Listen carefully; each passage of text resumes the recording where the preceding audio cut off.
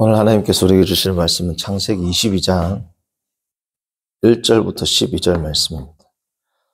창세기 22장 1절부터 12절 말씀입니다.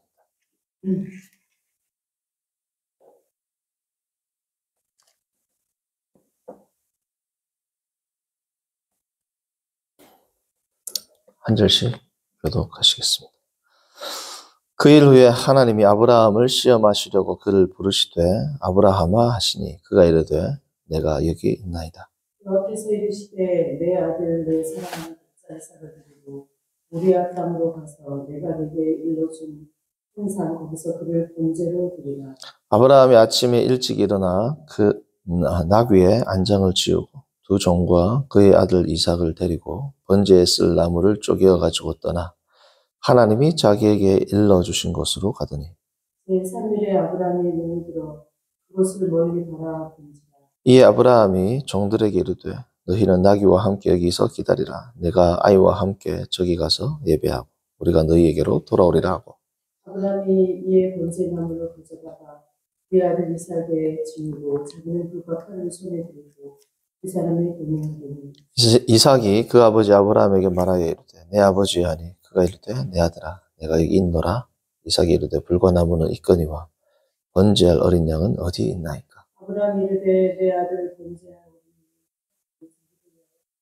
친히 준비하시리라 하고 두 사람이 함께 나아가서 하나님이 그에게 일러주신 곳에 이른지라. 이에 아브라함이 그곳에 제단을 쌓고 나무를 버려놓고 그의 아들 이삭을 결박하여 제단 나무 위에 놓고 손을 내밀어 칼을 잡고 그 아들을 잡으려니 여호와의 사자가 하늘에서부터 그를 불러 이르시되 아브라함아 아브라함아 하시는지라. 아브라함이 이르되 내가 여기 있나이다 하매 사자가 이르시되 그 아이에게 내 손을 대지 말라.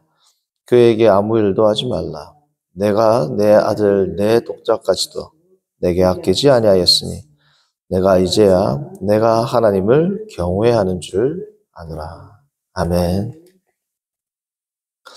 오늘 말씀의 제목은 아브라함의 마지막 시험입니다. 마지막 시험. 창세기에서 성경 계시 속에서는 아브라함의 시험이 오늘이 마지막입니다. 그 이후에는 아브라함의 시험이 등장하지 않습니다. 시험의 이제 끝판왕인 거죠. 끝판왕. 그래서 이제 시험의 끝판왕이 우리 게임에서도 끝판왕 깨면 게임 끝나잖아요. 그렇죠?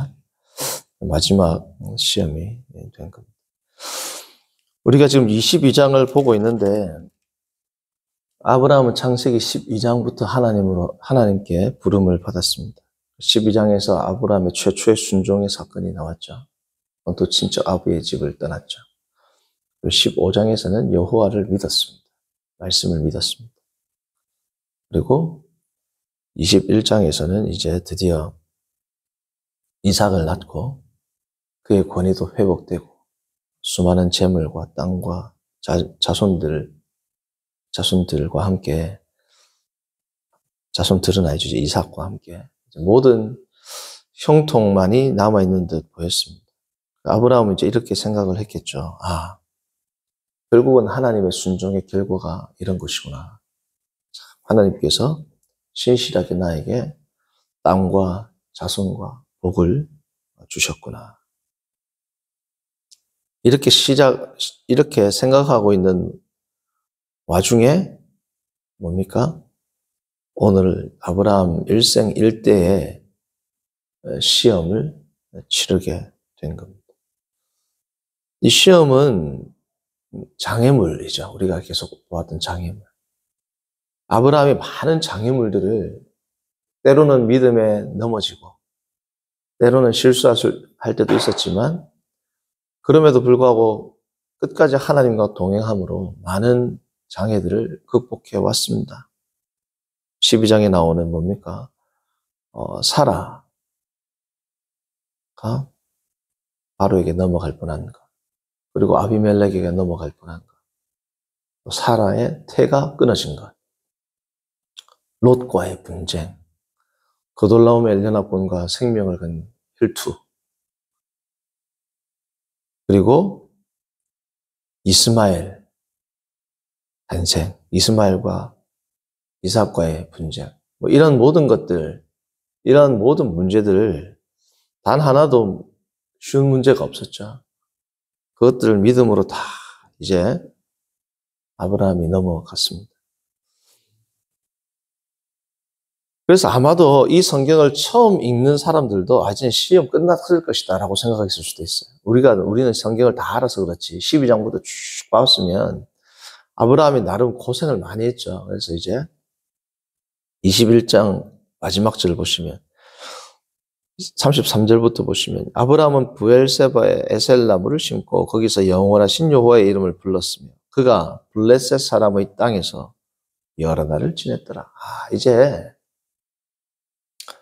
그가 형통한 일만 남았구나.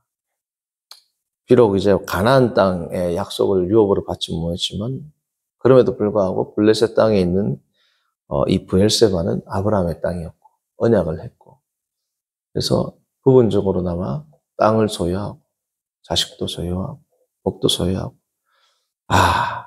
영화로 보면 여러 날을 지냈더라. 끝나야 돼요. 그리고 이제 이삭 이야기로 넘어가야 된단 말이에요. 아니면 그냥 그러다가 아브라함이 죽었다. 이래 나와야 되는데 22장은 당시의 독자들에게는 충격적인 사건입니다. 충격적인 사건. 왜 그럴까요? 이 구약 성경을 읽는 사람들은 모세 이후의 사람들이 읽었겠죠. 이게 책으로 편찬이 됐으니까. 물론 이제 그 전에 설화라든지 이야기로 들은 사람들은 알겠지만 어쨌든 이 이야기를 처음 접할 때는 22장의 사건이 엄청난 충격이죠. 왜요? 자녀 재산은 하나님이 금지한 겁니다. 하나님이 금지한 제도란 말이죠. 그런데 하나님께서는 이제 그 일을 아브라함에게 시험하십니다. 물론 이때 율법이 없었지만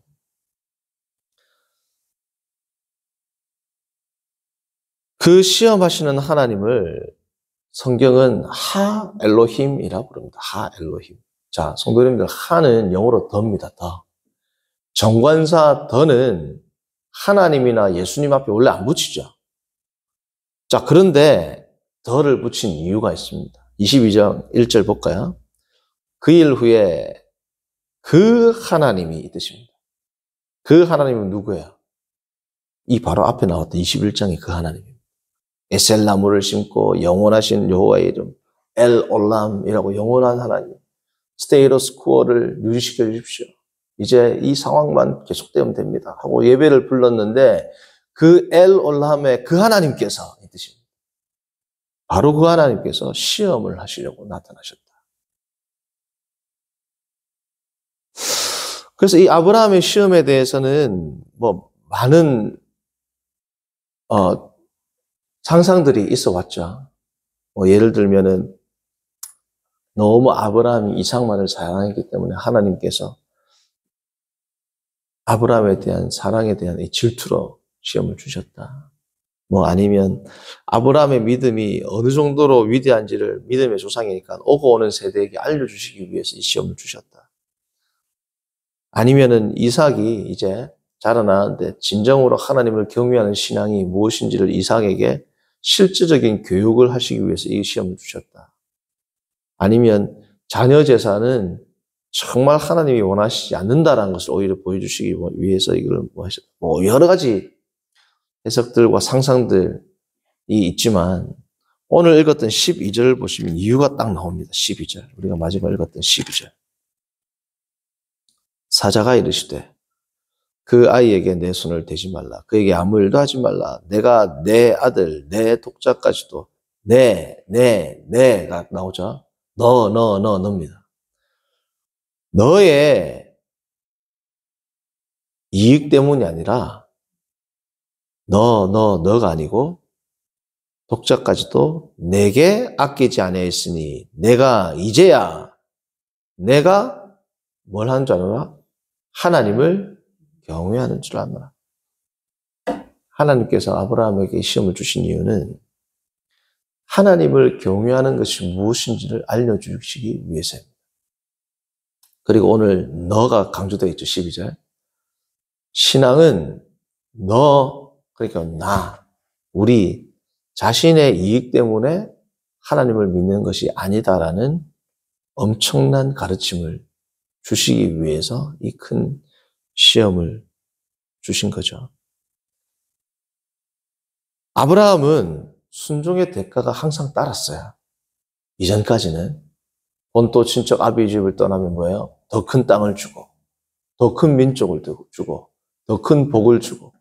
하나님의 말씀의 순종에 대한 대가가 계속 있었습니까? 없었습니까? 있었단 말이죠. 그런데 22장은 순종의 대가는 뭐예요? 다 잃어버리는 거예요. 순종하면 다 날아가는 겁니다. 자, 이 22장에서는 자, 마치 욥이 시험을 받을 때 사탄이 욥에 대해서 하나님께 뭐라고 항변하느냐. 욥기 1장 9절을 보겠습니다. 욥기 1장 9절. 보시면 성도님 아하 이러실 거예요. 욥기 1장 9절에 사탄이 하나님께 이렇게 항변하는 내용이 나옵니다. 자, 1장 9절. 사탄이, 자, 8절부터 봅니다. 1장 8절에 여호와께서 사탄에게 이르시되 내가 내 종 욥을 주의하여 보았느냐. 그와 같이 온전하고 정직하여 하나님을 경외하며 악에서 떠난 자는 세상에 없느니라. 자, 그에 대해서 사탄이 뭐라고 반박하느냐. 사탄이 여호와께 대답하여 이르되 욥이 어찌 뭐라고요? 까닭 없이 하나님을 경외하리까. 하나님을 경외한 것에 대한 대가가 있었지 않습니까? 욥한테. 당시에 부자고 뭐 하나님을 경외한 것에 대한 대가가 있었기 때문에 욥이 하나님을 경외하는 것 아니겠습니까? 라고 사탄이 하나님께 항변하죠. 마찬가지로 지금 아브라함은 이제 까닭 없이 하나님을 믿는 신앙으로 점프하기 위해서 뭐가 필요한가요? 이 시험이 지금 필요하게 된 겁니다. 자, 순종의 대가가 아무것도 없다. 아니, 아무것도 없는 정도가 아니고 줬던 걸 다 뺏어간다. 그게 순종의 대가다. 그러면 어떻겠습니까? 성도님은 어떤 선택을 하시겠어요? 늘 우리는 하나님께서 기도하시면 복을 주시고 예를 들어서 내가 지금 순종하면 내가 갖고 있는 건 다 뺏어가신다. 나의 생명도 뺏어가신다. 나의 자식도 다 없어진다. 그때는 어떻게 하시겠습니까? 아브라함은 몰랐어요. 우리가 성경을 답을 봐서 알지. 다 뺏기는 겁니다. 왜요? 하나님께서는 언약을 누구하고 맺겠다 그랬냐면 이삭하고 내가 맺겠다 그랬습니다. 자, 17장 19절 창세기. 이삭에 대한 할례에 대한 예언을 하시면서 이삭에 대해서 예언하시는데 17장 19절을 보시면 창세기 17장 19절.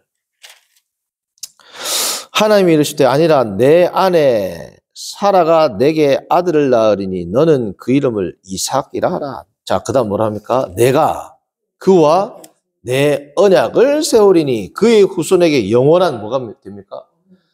성도님들, 이삭 없으면 끝나는 겁니다. 아브라함 인생이 이제. 모든 후손에 대한 것, 복에 대한 약속, 땅에 대한 약속, 모든 약속은 누가하고 세운다 하나님께서? 이삭하고 세운다. 근데 그 이삭을 죽여라. 모든 복이 날아가는. 아브라함이 하나님을 순종한 이유이자 근거가 되는 모든 복이 다 뭐예요? 한순간 날아간단 말이죠. 이삭은 언약 자체입니다. 이삭이 지금. 그것을 빼앗기게 생겼단 말이죠. 뭐 하면? 순종하면. 이번 한 번만 순종 안 하고 넘어가면 괜찮은데 이번 한 번, 이 마지막 요거 한 번만 내가 이건 안 되겠습니다. 할 수도 있는데 이 순종을 하면 어떻게 된다? 나의 모든 삶은 송두리째 황폐화된다. 그 생각을 이제 아브라함은 하게 된단 말이죠. 성도님들 오늘 12절을 보시면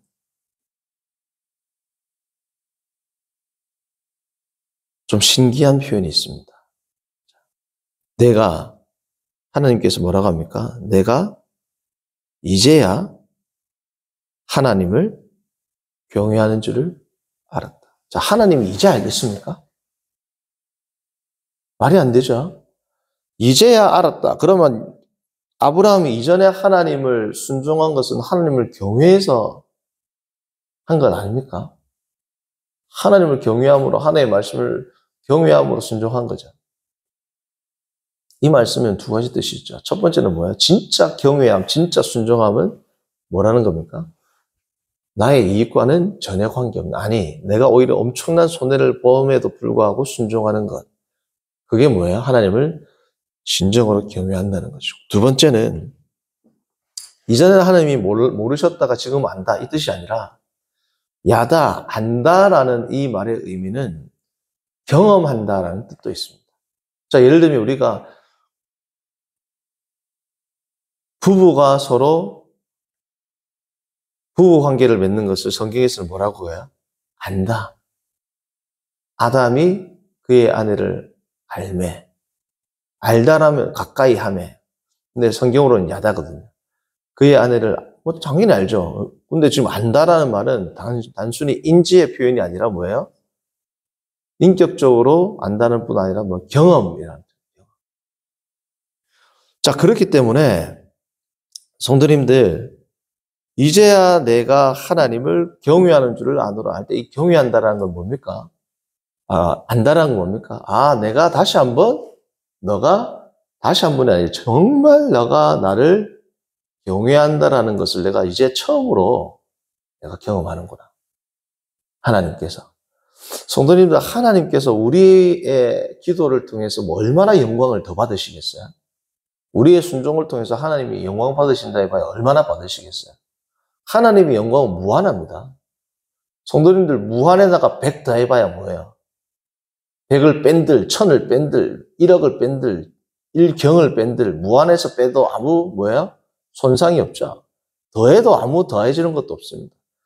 그런데 너무나도 신비하면서 감사한 것은 뭐냐? 하나님은 우리의 그 순종을 통하여 경험하신다는, 우리의 수준으로 낮아지셔서 우리와 함께 뭐예요? 교제하시고, 우리의 순종을 기뻐하시고, 우리의 불순종을 슬퍼하시고, 죄인들의 불순종을 진노하시고, 뭐야?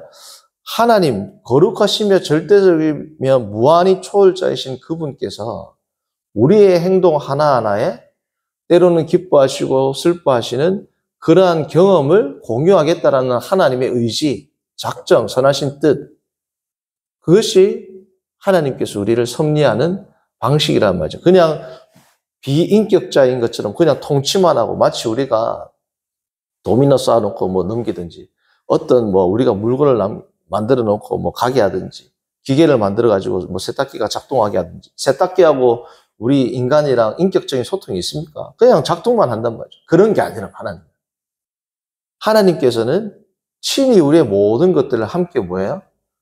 경험하시길 원하는 거예요. 그 경험을, 하나님이 기뻐하시는 경험을 우리가 하나님께 반응하는 것, 그게 뭡니까? 하나님께 영광을 올려드려요.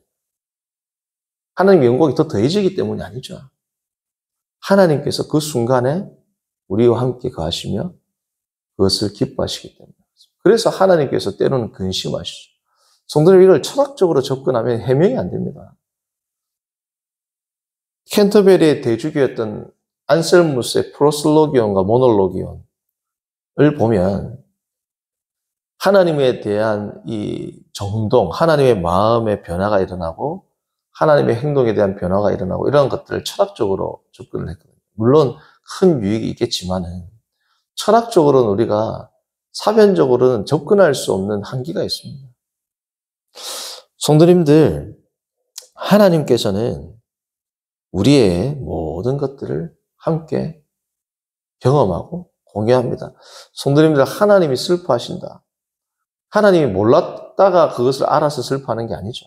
하나님이 이미 다 알고 계시고 다 예정하고 있습니다. 그러나 그 순간, 마치 우리 인간처럼 그 순간에 충실하게 하나님께서는 그것을 뭐한다? 경험하신다. 왜요? 영원이라는 개념은 우리의 시간적인, 우리의 인간으로서는 경험을 할 수 있어요, 없어요? 알 수 없는 개념입니다. 영원을 다른 말로 한다면 항상 뭐며 현재입니다. 어제도 현재고, 지금도 현재고, 내일도 현재예요, 하나님은. 영원의 존재. 왜? 시간을 초월하기 때문에. 성도님들, 우리는 현재를 경험할 수 있습니까? 우리는 현재 경험 못 해요. 우리가 지금 현재를 경험하는 이 순간, 저도 지금 현재를 경험할 수 있습니까? 라고 말하는 순간 무슨 과거입니다. 왜? 시간은 계속 가기 때문에. 우리는 순간순간 모든 우리가 지금 겪는 순간은 다 과거가 되는 거예요. 순간을 경험하는 건 찰나입니다. 그렇죠? 그러나 하나님에게는 모든 것이 다 뭐예요? 현재란 말이죠. 그러니까 미리 하나님이 예정하고 모든 것을 미리 하나님께서 섭리하셨다. 우리 앞에서는 미리지만 하나님은 항상 뭐예요? 이게 2000의 사건, 전의 사건도 현재고 지금의 사건도 현재고 미래의 사건도 뭐예요? 현재입니다. 그러니까 하나님께서는 뭘 모르다가 알았기 때문에 기뻐하시거나 뭘 모르다가 지금 하나님이 경험하시기 때문에 슬퍼하는 게 아니라 뭐예요? 항상 현재니까 하나님에게는. 이 사건이 현재적인 사건과 같이 하나님에게는 경험. 그래서 2000년 전에 예수 그리스도의 십자가의 사건도 그리고 예수 그리스도의 우리 앞에서는 이게 뭐예요? 과거의 사건이지만 하나님에서는 이 십자가의 사건도 현존의 사건이기 때문에 이 십자가를 통하여 우리를 지금도 대속하시고 지금도 용서하시고 지금도 우리와 화평을 하신다. 그래서 삼위일체 유명한 웨스트민스터 신앙고백서의 삼위일체의 교리가 뭐가 있어요? In the unity of the Godhead, there be three persons. 하나님의 통일성에는 삼위가 계시는데 쭉 넘으면서 아버지는 아들은 아버지로부터 영원히 나오신다. 영원히 나오신다. 우리는 한 번 나오면 끝나죠. 영원히 나오신다는 건 뭐야? Eternally begotten from the Father. 하나님으로부터 영원히 나신다. 영원히 사람이 태어날 수 있습니까? 그러니까 이거는 영혼의 개념을 설명할 수 없어요.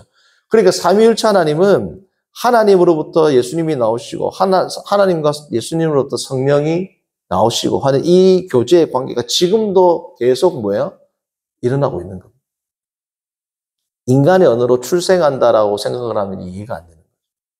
지금도 삼위일체 하나님의 존재 방식은 뭐예요? 지금도 현재적으로 예수 그리스도는 아버지로부터 나오시고 성령은 지금도 아버지와 아들로부터 나오시고 이 관계가 계속 뭐예요?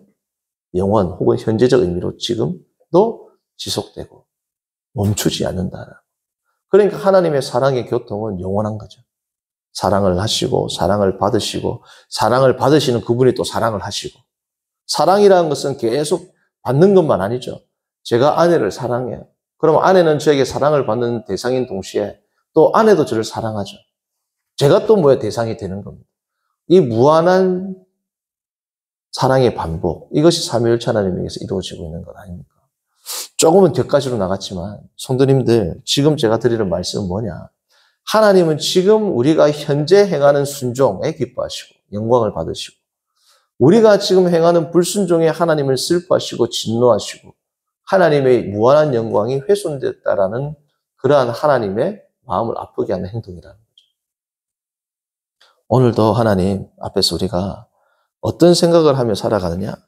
성도님들, 그래서 이 시험에서의 진정한 의미는 뭐냐면 하나님께서 뭘 가르쳐 주고 싶으신 거야? 하나님을 경외하는 것은 이것이다.